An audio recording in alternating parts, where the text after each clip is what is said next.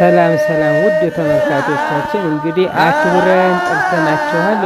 ጥቅምት 17 የእስጢፋኖስ ማር የሚሰጥበት ቀን ስለሆነ ከዋዜማው ጀምራችሁ እዚህ ገዳም መጣችሁ ማሩን ከመብላታችሁ በፊት የበረከት ተሳታፊ ሆናችሁ ጸበል ተጠምቃችሁ ጸበል ጠጥታችሁ ከዛን ማሩን ቆርሳችሁ ከማር በኋላ ወደ አዳራሽ ገብታችሁ አድም ካለ ማዕረጋችሁ ወደ የቤታችሁ እንድትገቡ ዘንድ መጠለያችሁ ቅዱስ ዮሐንስ በረከቱ ተካፋይ እንድትሆኑ ዘንድ በመጥምቀ መለኮት በቅዱስ ዮሐንስ ስም ጥሪያችን አስተላልፈናል።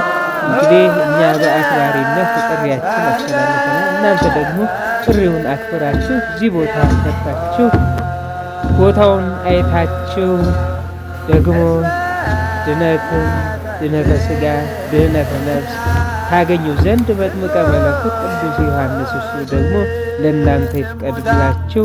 ሰላም ያገናኘን፣ ሰላም ሆኑልን፣ በሰላም ሁኑልን።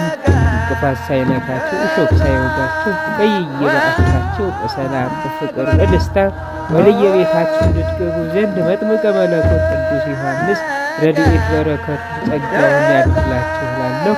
እንግዲህ እኛ በዝግጅት ላይ ነን። እኛ እዚህ ቦታ ላይ እንጠብቃችኋለን ብለናል። እንግዲህ እናንተ ደግሞ በሰላም እንድትመጡ ዘንድ እኛም በጉጉት እንጠብቃችኋለን። ሰላም ሁኑልን። ሰላም